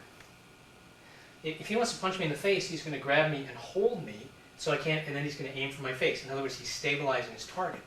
If he grabs me with one hand and pulls me, see the kata implies I'm being pulled because I step up, it means he's going to punch me in the stomach. You can pretty much guarantee that. That's why he grabs and pulls. He pulls so he can punch me in the gut. Oof. So that means that what I need to do, can you throw me one of the gloves? What I need to do is I need to get this hand in there right away. Thank you. I have to make sure that I have an obstruction. So what I do instantly, as soon as I feel this pull and I get grabbed and pulled forward, is I punch. I may still catch a little bit of this, but my arm opposes and obstructs, and I get to hit him first. Now my other hand is going to come up here on the outside of his body, just so I can just grind in. So remember I said redundancy. You want to have too many things going on. So when he grabs and pulls, this hand, you see that motion? That drives his elbow in towards center. That keeps him from punching me with this. So he grabs and pulls me. I go boom, like this. Look where he is. Look at that. I mean, that's just wonderful. I couldn't have planned that better. Now what I'm going to do real quickly before he can get away from me is I'm going to hit him again. And then again. So I'm hitting high and low. See, even a person who can take a punch someplace. You know, someone says, oh, I can take a punch. Well, if you hit him in 2 places at the same time, he can't take the punch. So these are hitting high and low at the same time. So again, he grabs me. I go, oh! That's my first move. This is the most important part. Then I hit here 1, and then here again, 2. Okay? Now, let's go on to a slightly different variation of that. Let's take it off a punch over here. Say he feeds a punch with this hand, and the kata has me going sideways. This is all sideways in the form. So what that means is, as he punches, I go like this. All right? So I'm going to come over here. I have to get, if I'm doing the kata, I have to get in this position. Okay? This position. So I go like this. 1, grab, 2. See, that's just like the form. Now from here, let me finish him off with this motion. 3. So you see that's 1, 2, right? Into this. From here, I go 1, 2, 3. Again. He punches, which I come 1, 2. Then I'm going to roll this up in here. Come this way. Oh, he's way too low now. So now, instead of worrying about this technique, let's go on to the next move of the form, which is step forward. And I use the step to strike the knee. Now, a lot depends on how far you want to take this guy down. If I do this real hard, bam, his body goes flying. If I come in a little deeper, bang, hit, here, then roll, wrap, control, strike the head, follow through the rest of the kata. Yes, what I'm doing, you can see I'm using the stepping motion as a knee strike. If you look at every step as essentially a knee strike against someone who's very close to you, you see that the knee strike is probably the most common move in every kata. One more time, he feeds, come here, bang, boom, wrap it in this way. This gets a little complex, I grant you, but it's to get a feeling for this kata a little bit, strike the head. Follow through, bam, knee. Take him down. Next move, over here. This is a technique you would use especially against someone who is armed with a knife or a stick or something, or even somebody just using a big, wide, sweeping motion. Big, wide, sweeping motion. He steps in, see this motion? I have to get inside that. So as it comes in, this is that's my primary defense. I want to get into where his energy doesn't exist. He comes in and I do this. Now watch this hand. Hit, you see, a palm strike. Could be the jaw, could be the forehead. That tips his head back, and this hand just chops. So this becomes a chopping motion forward. Again, what? Boom! Now, from here, I turn his head, I drop this elbow so I have good control of his body. This would be this action in the kata. See how I've got his head? And I twist my hip, and then I just pivot. And from here, I can hit, or I can put a little whiplash into him. Again, not trying to break or really injure him, but just kind of get the head going in a couple directions. This is extremely confusing. Can I get with the attack? Here, boom, see? This kind of a rolling motion. I mean, even if I do everything else badly, we'll try not to even do the good stuff. See? You see how what I'm doing is I'm rolling with his motion.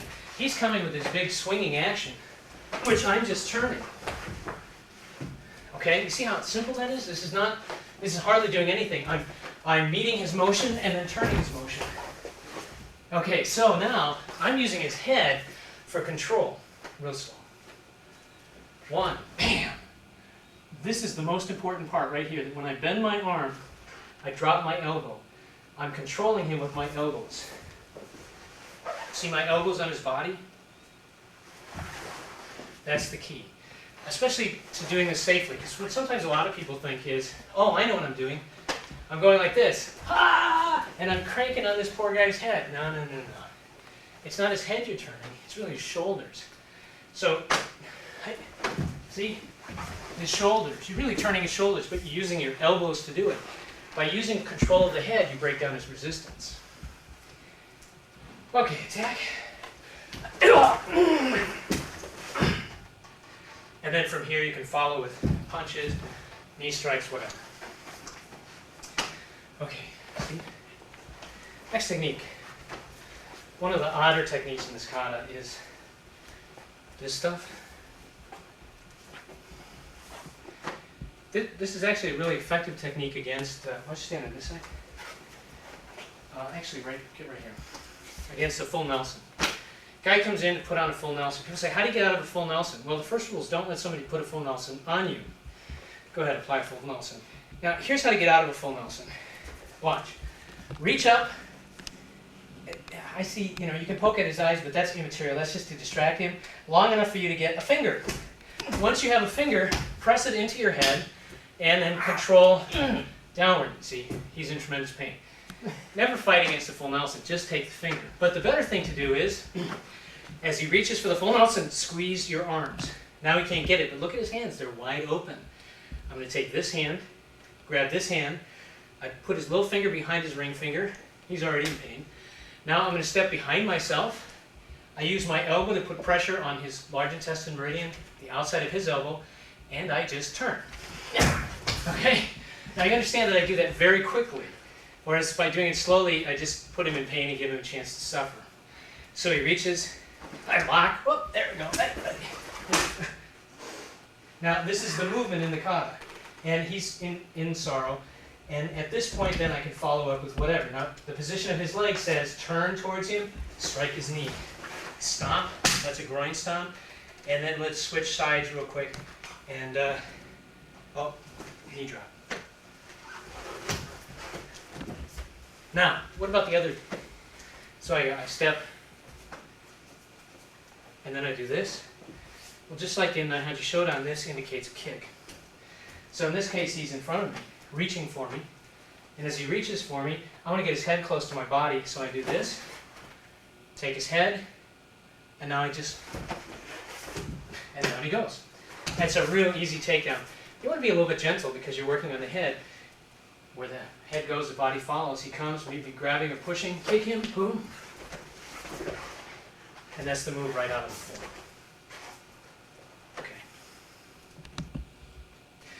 Okay, I'm going to show you something that comes out of this kata. Everyone wonders about these movements. And we have sort of our basic interpretation, which we've described in our first book, Kyushojitsu. And so I'm not going to talk about that because you can just look it up. Instead, I'm going to show you an application which is remarkably close to what I was taught in the first place, but is actually quite comfortable and relaxed feeling. What you have to do is you have to sort of freelance the form, loosen it up a little bit, and not get too excited about what this kata looks like.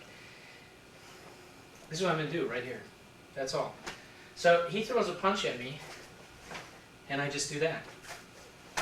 Okay?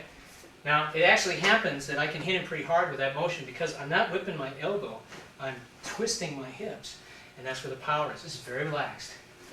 Now he can punch with the other hand, and I can go back the other way. And these shots are right at the head. So he's punching from my head, punching from my head. See? You can see the face, because this hit him right in the fist. And this is remarkably effective. So, if I just relax and he starts starts head hunting, whoa, yeah, see how I keep my head out of the way? Okay, now see what happened there? I caught that, brought this to my hip. You know what comes next? Step punch. Because in the form you go. Okay, so I'm just doing the form. Okay, again, he throws one. You just take it right back. He throws. Oh, whatever. It doesn't matter. You just kind of relax and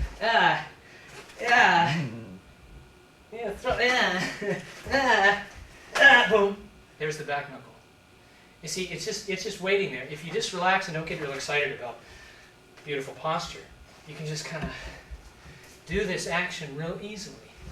Real easily. It's a real useful thing to know. You're not trying to block. That's the most important part. You're not trying to block. You're trying to hit his arm. You're beating on his arm. You're beating on his arm. And this is not something you just stand and do. I mean, I'm showing you this where I'm kind of that you wouldn't want to do that. What you want to do is, he throws something, you go, whoa, bah! In other words, you want to come right back in with a counter, just like in the form. Let me show you a little bit on the footwork of this form. This whole horse stance motion, some styles actually do big old stomping, and I mentioned that when we were performing the kata. Put the other leg forward. Let's say somebody grabs you. all I'm going to do is put my shin in the crease of his leg with a little step. Down he goes. Okay? And if I'm here in the form, I get to hit him. I maybe hit him with my elbow. All it took was that step to take him down. It's really easy. So he grabs me and just step. Okay, look, there's my horse stance. I look like I'm doing the kata. Bang, hit him in the head. Have a great old time. It's real easy to do if you just kind of relax a little bit and don't get too excited about what you're doing. Instead of worrying about, oh, God, look just perfect. Just relax. Just take it easy.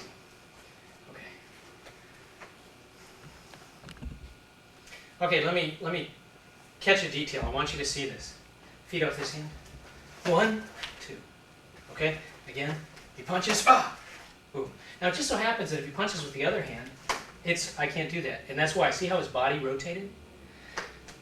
It's hard. Now if I switch sides and he punches off this side, bang, then it's easy for me to get. It's when you come on the inside line, because when you come on the outside line and you hit, the whole arm moves because the arm can't bend, it just straightens and it swings away, and so you just have to strike. But when you get to hit inside of his arm, then you can come back and grab real quickly. And it's going to depend on how hard you hit. If you hit him real hard, oh, it's gone. But if you just hit real soft, you see that? See how soft that was? What I did was I just met with my arm. I meet with my arm, boom, pull to my hip, and then I can do the step punch that comes in the kata. So this idea of bringing the hands this way, that's all it is. Or that's one interpretation. It's just real simple and real relaxed. Now we're going to do the kata one time with some variations, and you can try some of these variations out and see what you think of them.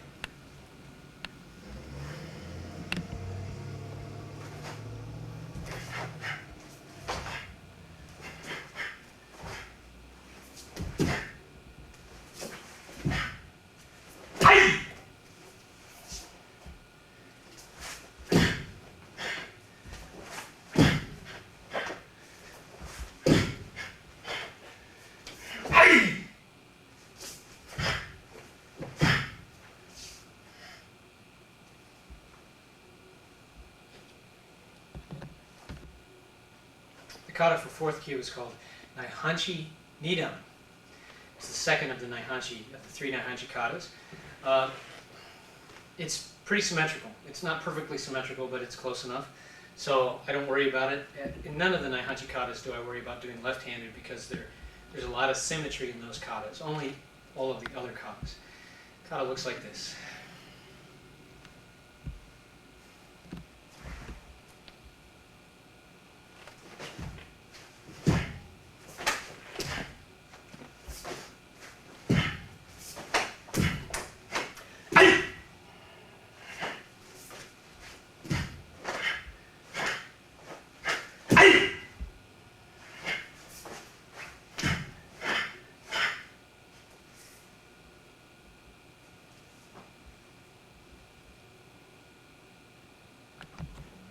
Okay, let's walk through this kata. Bow, set over to the left side. First move is to cross step this way, and to bring your hands up like this towards your chest. About even with the chest muscles. Step out into a horse, and strike out. Sometimes this movement is done big this way, sometimes just like this. Cross step again, and you hammer across with your right hand and just touch the top of your bicep with your left hand. And then step over and strike off to the side. Now we're going to go back the other way, cross step, hands come up, step out, strike, step across, hammer in, step over, strike out, open this hand and close this hand, bring the fist, right fist into the left palm, and then shoot it down, palm up, and your left hand is against the side of your forearm. Now there's a little teeny motion right here. Just kind of stomp with your heel. A few versions go real big, but just a little stomp with the heel and just roll up with your elbow. Open your hand, strike over, short punch, cross step, strike out. This is just like Naihanchi Shodan. Strike up, then open the right hand, put it against the left fist. Left fist comes down, palm up, right hand against the forearm, Little stomp with the heel, strike out with the elbow, and punch, cross step, step out, strike, switch, switch, punch up, close, and bow.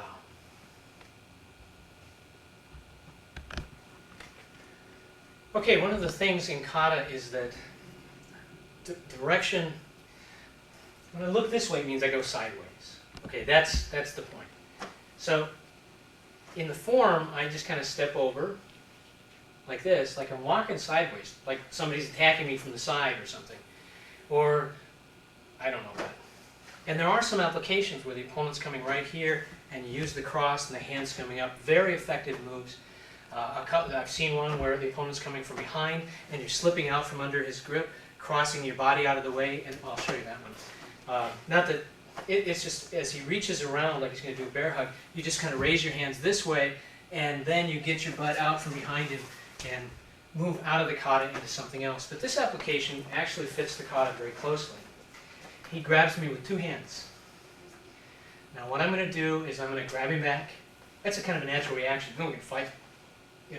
But I'm not going to do that. All I'm going to do is step forward onto his foot, turn into, I should put this leg forward so it's real clear. This is what, most people are going to step forward when they grab him. If they don't, they're going to be off balance. He grabs, I step forward on his foot, turn my body, and hit with my elbow into his chest. So in other words, I end up, after I hit you, I'll let go and you can walk away.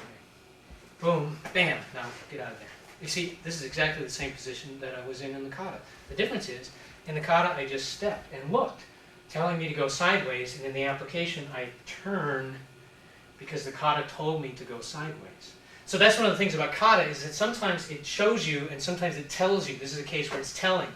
You can interpret kata based on show or tell. Is the kata telling you what to do, or is it showing you what to do? Well, this is one of those places where it's telling me how I'm supposed to angle sideways, but it doesn't actually show me this twisting footwork. Now, you can see how this flows right into the next move. He grabs me, I grab him, I step and twist, watch my elbow come up and over, and it hits. That brings him right down. Now, I'm on his foot so he can't escape. I step out, grabbing his hair, pull his head back, and punch up into the soft under his chin, this way. And that's pretty much going to end it. You don't need to go much beyond there. One more time, he grabs, boom, hit, step, grab, punch. And if he walks away, you see that I'm in exactly the position, the second move of the form. Like this.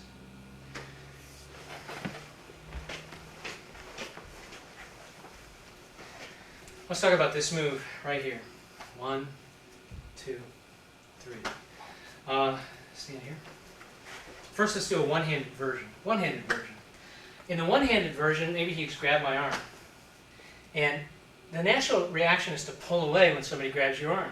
You can even pull away because then he's going to pull me towards him. And I go with that pull, and I hit, bang.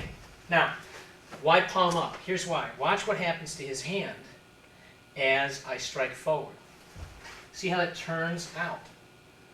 Okay? You see, boom, this turns out. So he grabs me. I go, 1, head coming down, just hit with the elbow. Boom, that's going to turn his head this way, then take his head back the other way with the sweeping hand. Now, this could be done without the situation of grabbing. He could just be in my face, maybe reaching hands up or maybe grabbing towards me. I just go boom, bam, boom. Okay, that's all just one-handed, real simple. Now, this is the one that takes a little more skill, it's more fun, and it gets the other hand in there. He grabs, cross-hand wrist grab. Same thing, when I strike out, I twist, that starts to loosen that grip. So that's the first thing I do. Okay, can you see this? Now, we need to move in we get this in nice close-up. Twist. And then from here, I'm going to pin his hand, bam, this way, and I roll like this. Let me get my sleeve out of the way. You've got to see how this works. Hit. Now watch the roll. See how my arm is pivoting around his hand. And now all I'm going to do is use my own arm and see where his face ended up. His face ends up on my elbow. Now here's the secret to getting his face into my elbow. The secret is once I'm in this position, I take this hand and I pull. And I literally pull him into the elbow strike. Now it's all done in one motion. So you hit here, boom, boom. And then you just come back the other way. Okay? Grab, 1, 2, boom, 3.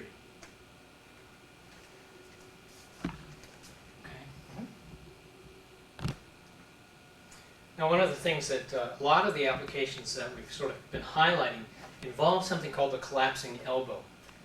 The collapsing elbow is extremely important. It's one of the things that you can do with your own arm.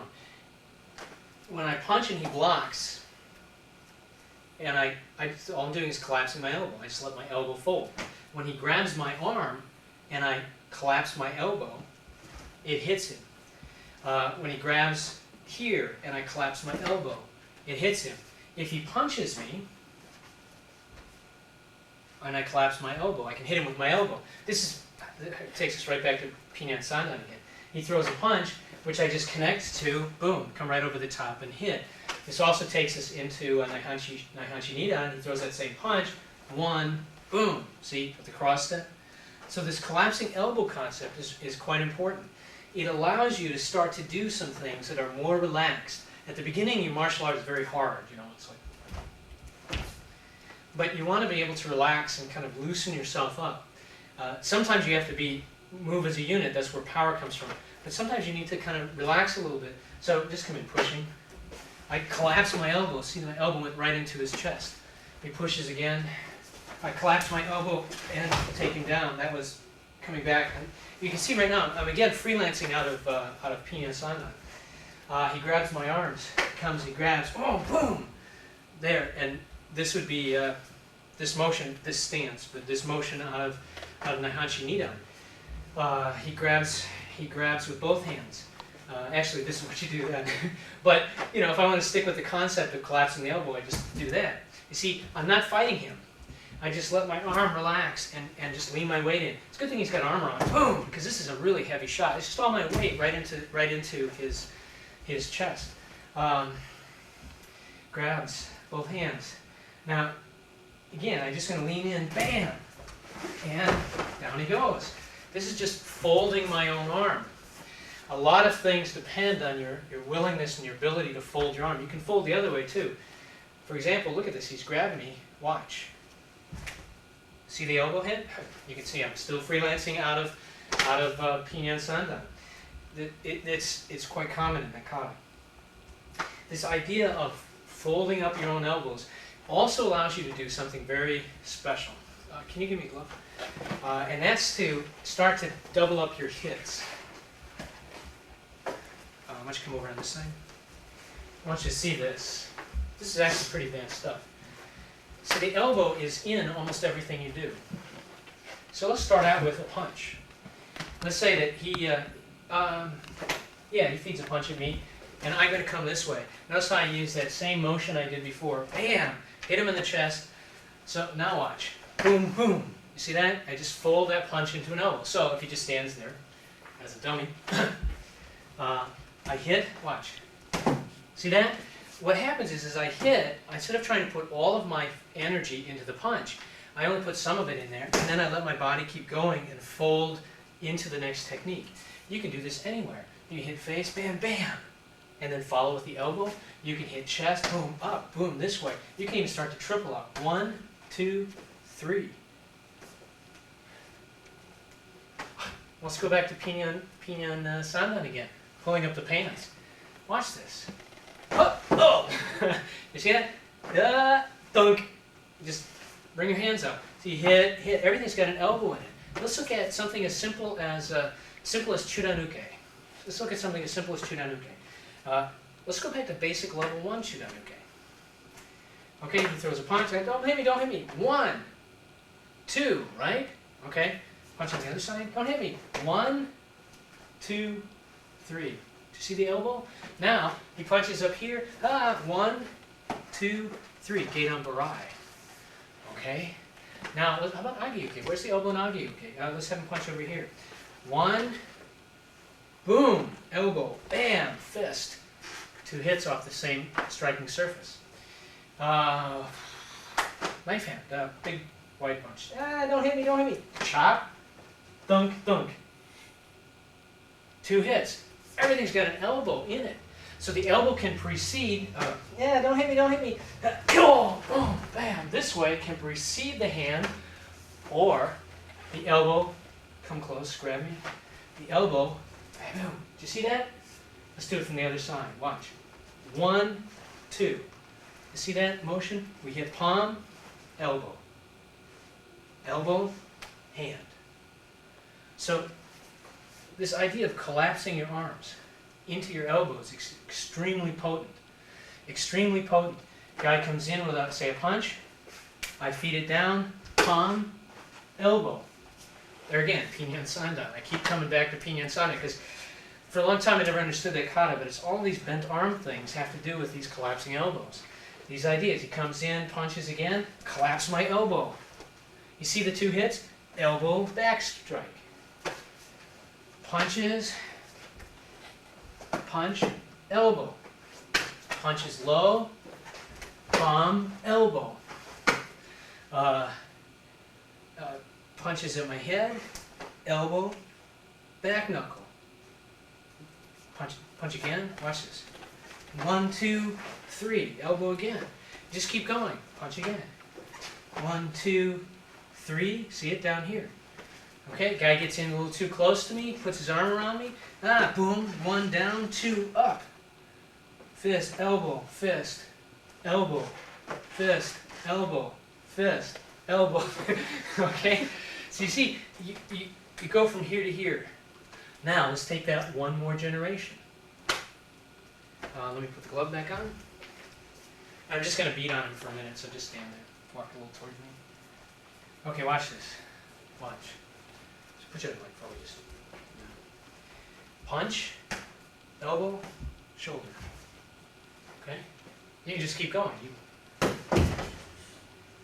Now, why would I want to do that? Here's why I want to do that. 1, 2, 3. See how my body is starting to control? Boom. For the beginnings of the takedown. Shoulders are very powerful. You don't think about a shoulder, but if a guy gets really close, he starts to grab me, say bear, he's reaching in for a bear hug. See the shoulder right here? Ugh! That was that. Okay, so he grabs. It actually hurts me because of his armor, but here comes, boom, elbow, back knuckle. Okay, again, he grabs. Now, Pinyan Sandan again. So these collapsing elbows are real important. You can interpret a lot of katas out of that and do a lot of things. You start looking at the way your arm collapses and start thinking not just, hey, the hand comes back, but maybe the elbow's going forward. Now let's take that back into Pinyan Shoda. Okay, get your guard up. This guy wants to fight. I throw the punch. He blocks it. Now watch. Okay, ready? Boom, bonk. Why not hit him? Again. Boom. How about hitting him just in the arm? Ow, right in the bicep muscle. Okay, on large intestine 13. Guard up, I pump, bang. And I just hit with the elbow. It doesn't even have to be a hard shot. Just one more impact for him to worry about. So you start looking at this, and most of your motions have elbows in there somewhere. There's an elbow technique just waiting to be seen. The same principle then that applies to the kick, hit with the knee and hit with the foot, applies with the hand. Hand, elbow, elbow, hand. We're going to do and talk about a little bit randori, a very important training drill. Remember, the whole point of training is to increase the level of stress that you're operating under so that you are effective and can operate effectively. Under stress, you regress.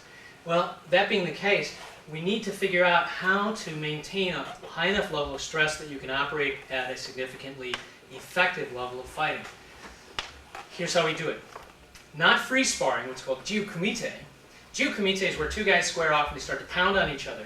I try to hit you, you try to hit me, and try not to get hit at the same time. We bang around, and what that does is that generates a winner and a loser. This is as good as it is for training spirit, for training timing, distance. It also is for training champions. You want to train a winner, somebody who's going to compete and win, you use free sparring. But a lot of people who take martial arts are just ordinary folks that want to be able to defend themselves. When you want to train someone to defend themselves, they have to win. They have to win. If you train them in a situation where they're going to be the loser, then they're going to learn to lose. So we have instead a drill called randori. The basic of this drill is that it is a cooperative drill. One person is the trainee, the other two are the trainers. They attack with limited attacks in a way that is intended that I win. They might grab me and then just stand there until I can beat them up. Now normally we'd all wear armor. Now my partners are going to have armor tonight and I won't, but normally all of us would have armor. The person who's in the middle really only needs to protect their head so that on occasion their partners can smack them in the head just a little bit to give them proper energy. We're going to stay away from that. We're going to mostly deal with the basic level. They won't be needing their gloves, but I'll be wearing gloves because I'm going to sometimes punch into their chest. And they'll just grab on, and you'll see what happens. Once they grab me, they're going to actually let me beat them up. That's the whole point. They're going to let me beat them up. This gives me a chance to work on my technique. They're not supposed to fight me. They're supposed to help me win. In order to maintain the stress level, what happens is, as soon as I take care of one of them, the other one comes in and grabs me. That's the idea. My stress is as much mental and physical as it is anything else. I experience the stress because I'm constantly having to deal with a new attack, not because they're so serious about trying to hurt me. Let's be real clear about one thing. Two committed opponents who can work together are going to beat you up. If it's 1 against 2, you're going to lose. Unless they're really bad and don't know what they're doing. If they've had any training at all, they're going to win. So clearly I'm not superior to them, but they're just helping me learn. That's the idea. They're helping me learn.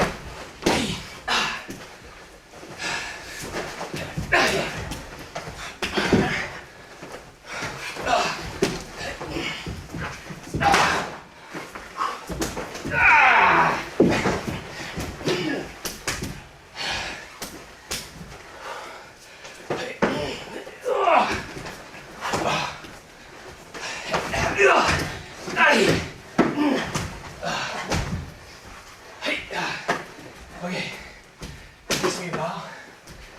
Hey.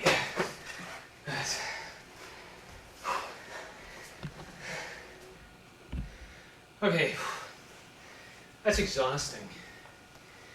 You can imagine how hard it would be to fight against two people who are really trying to hurt you. Usually do about 5 minutes and then rotate partners. You notice how cooperative they were? They let me beat them up. That was the point. As they get better, as I get better, then what they get to do is make it tougher on me. Not all the time, just every once in a while. Try to thwart me a little bit. Maybe suddenly both attack me at the same time. Maybe suddenly attack with a little more intention and aggression, especially if I'm wearing armor too. But always, they let me win. So that I'm learning constantly. Every time I do a technique wrong, I know, even if they fall down, I can go, that one was not very good. But, and another thing is I notice, gosh, you know, I was doing inside kicks, always with my right leg. So I thought about that. I tried to get one off with my left leg, didn't quite pull it off very well, but I had the time to think. You know, I'm not using all my techniques. I didn't get very many good joint techniques in there, a few head takedowns, but a lot of stuff I left out. The whole idea is for me to use as much of my arsenal as possible And as I get better, for them to put more and more pressure on me. This kind of material, the randori, this is called randori, the katas, pinyan sandan, pinyan shodan, naihanshi nidan, and the middle level of the chudain kihon waza, the middle level applications, are the things that you work on over the green belt level. Actually, they're things you're going to work on for the next 20 to 50 years. Good luck in your training.